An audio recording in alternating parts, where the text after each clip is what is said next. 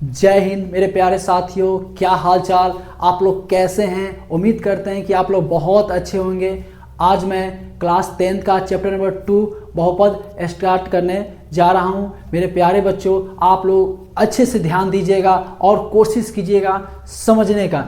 एक एक चीज़ आप लोग को मैं अच्छे तरीक़ा से मैं समझाऊंगा, ध्यान दीजिए। आइए, बहुपद पोलिनोमियल।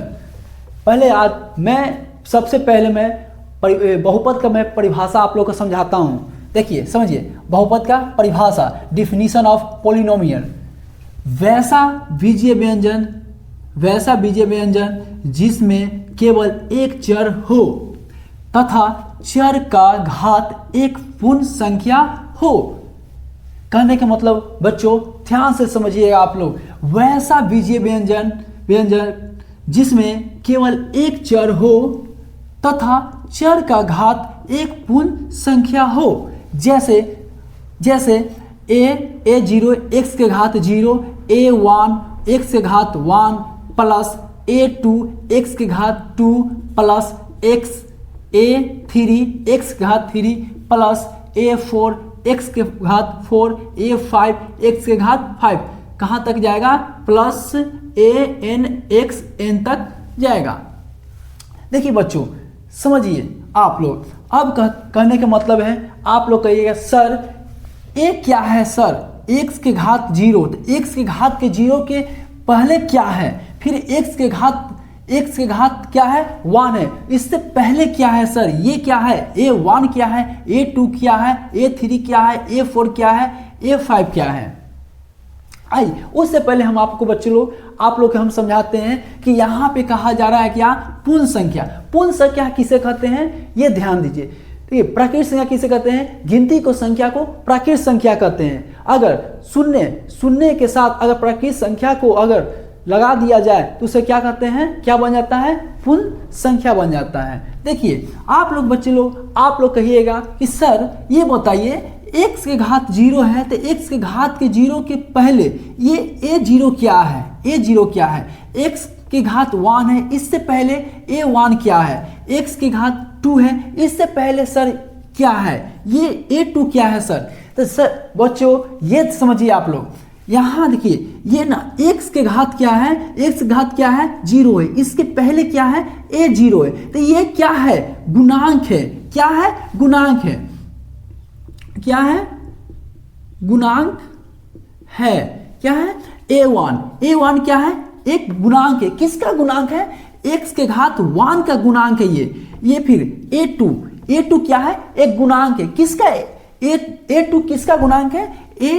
x के घात 2 का गुणांक है। देखिए बच्चों, x के घात 3, इसका गुणांक क्या है? a3 है। क्या है? a3 है। फिर x के घात क्या है? x के घात क्या है? 4। x के घात क्या है? 4। x के घात क्या है? 4। इससे पहले क्या है? a4। तो a4 क्या है? x के घात का क्या है? a4 क्या है? गुणांक है। क्या है? गुणांक है। और x के घात क्या है? 5। इससे पहले क्या है? a5 क्या है? एक गुणांक है। कहाँ तक जाएगा? an तक जाएगा। अब लोग बच्चे लोग अब ध्यान दीजिए। ठीक, इतना तो आप लोग समझ गए। आगे चलते हैं। देखिए, बहुपद के प्रकार यानी कि टाइप्स ऑफ पोलिनोमियल, यानी कि बहुपद के कितने भागों में बांटा गया है ये समझते हैं। घात के अनुसार बहुपद के प्रकार, यानी कि बहुपद के 2 प्रकार होते हैं। यानी कि बहुपद के कितने भागों में बांटा गया है? 2 भागों में बांटा गया है। बहुपद के घात के अनुसार बहुपद के प्रकार और पद के अनुसार बहुपद के प्रकार।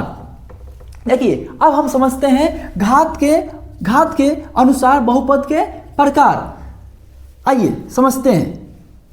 एक घातीय या रैखिक बहुपद, यानी कि रैखिक बहुपद और एक घातीय बहुपद दोनों एक ही होते हैं। इसको क्या कहते हैं इंग्लिश में? Linear polynomial.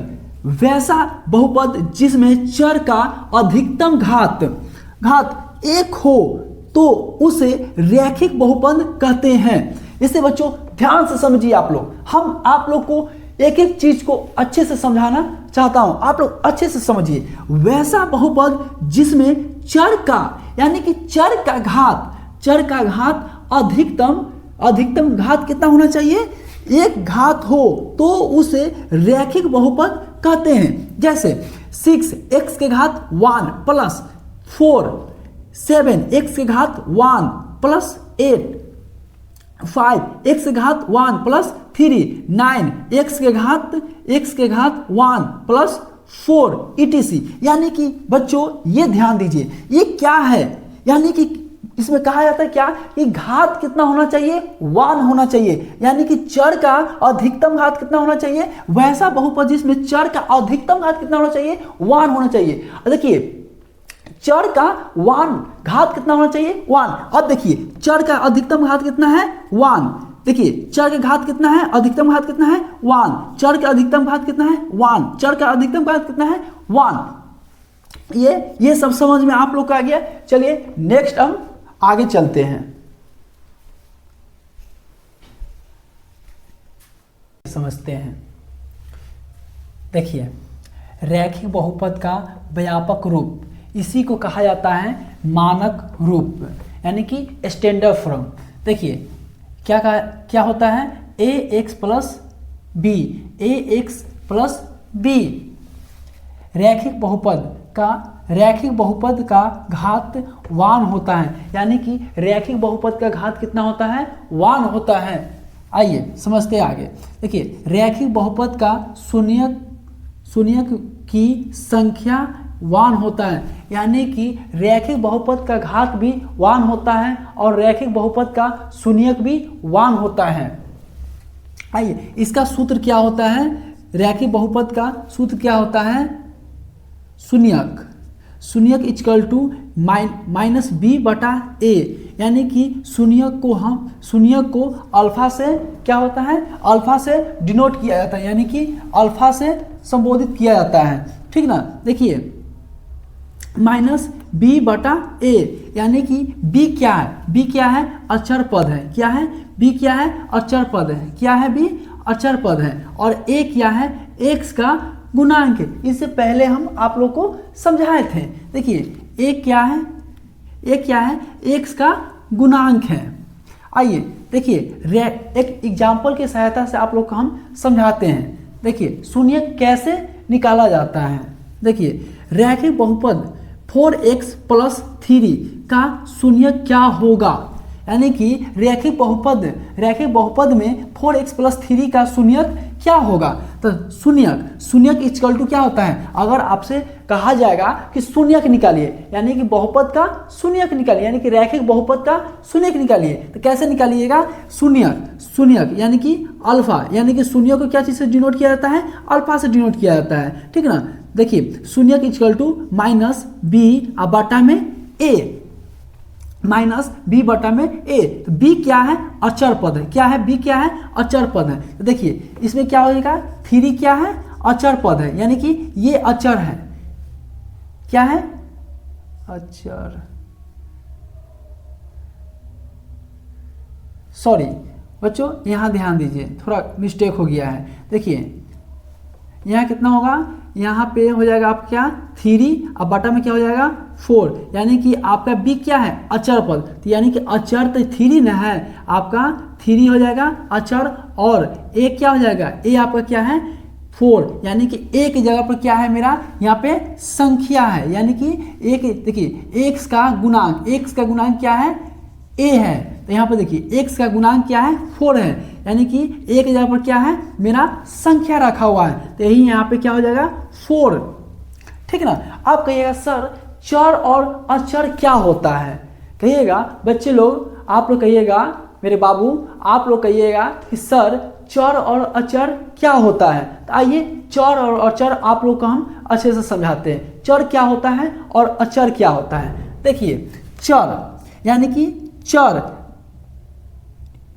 वेरिएबल, वैसा राशि जिसका मान हमेशा बदलता रहता है उसे चर कहते हैं। यानी कि वैसा राशि जिसका मान हमेशा बदलता रहता है उसे क्या कहते हैं, चर कहते हैं। जैसे कि देखिए, जैसे जैसे A B C D E F यानी कि डैश यानी कि जेड तक, यानी कि अल्फ़ाबेट के कितने लेटर होते हैं 26 यानी कि 26, यानी कि इसका मान क्या होता है हमेशा क्या होता है बदलता रहता है। इसी को क्या बोलते हैं चर कहते हैं, ठीक ना। और अचर किसे कहते हैं वो समझते हैं। आइए, अचर कांस्टेंट जिस राशि का मान कभी नहीं बदलता है उसे अचर कहते हैं, यानी कि जिस राशि का मान नहीं बदलता है उसे क्या कहते हैं अचर कहते हैं। जैसे आइए, जैसे 2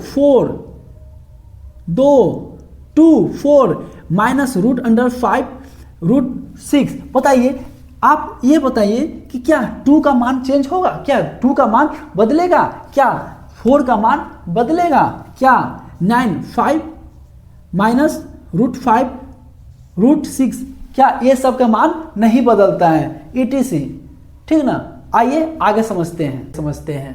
देखिए, द्विघात बहुपद क्वाड्रेटिक पोलिनोमियल वैसा बहुपद जिसमें चर का अधिकतम घात 2 हो तो उसे द्विघात बहुपद कहते हैं। यानी कि द्विघात बहुपद किसे कहते हैं, यानी कि चर का घात अधिकतम कितना होना चाहिए 2 हो, यानी कि चर के अधिकतम घात कितना होगा 2 होगा, उसी को क्या बोलेंगे द्विघात बहुपद। आइए एग्जाम्पल के सहायता से समझते हैं आगे। देखिए इसका घात, देखिए ये बहुपद द्विघात बहुपद, देखिए इस बहुपद में देखिए अधिकतम घात, चर का अधिकतम घात कितना हो 2 हो। देखिए इसका अधिकतम घात कितना है 2 है, कितना है अधिकतम घात 2 है। और इस बहुपद में देखिए कि चर का अधिकतम घात कितना है 2 है। देखिए कितना घात है 2, अधिकतम घात कितना है 2।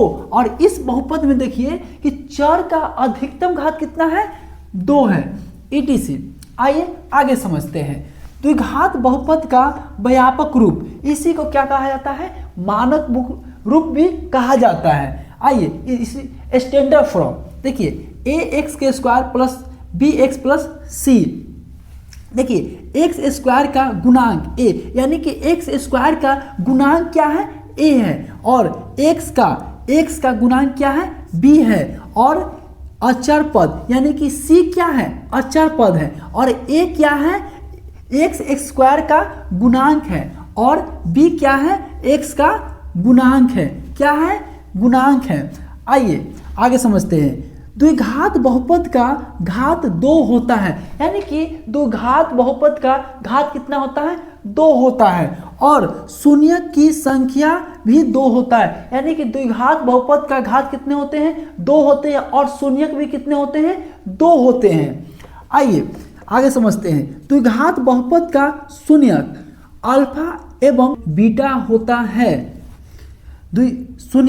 शून्यक का योग alpha plus beta equal to -b/a, यानी कि x का गुणांक बटा में x² का गुणांक, b क्या है देखिए b क्या है x का गुणांक है, यानी कि b क्या है x का गुणांक। देखिए b क्या है x का गुणांक है, और a क्या है देखिए a क्या है x² का गुणांक है, यानी कि x² का गुणांक है। शून्यकों का गुणनफल alpha into beta equal to c/a, यानी कि अचर पद बटा में x² का गुणांक, यानी कि c क्या है अचर पद है, यानी कि c क्या है c अचर पद, और a क्या है x² का गुणांक है। इसका द्विघात बहुपद का द्विघात बहुपद का सूत्र क्या होता है, देखिए द्विघात बहुपद का सूत्र x² minus alpha plus beta into x plus alpha into beta. ठीक है, हम अगले क्लास में आप लोग से मिलते हैं। अगर ये वीडियो अगर आप लोग को अच्छा लगे हो और शेयर और कमेंट कीजिएगा और सब्सक्राइब कीजिएगा। ठीक है, हम फिर अगले नेक्स्ट क्लास में मिलते हैं।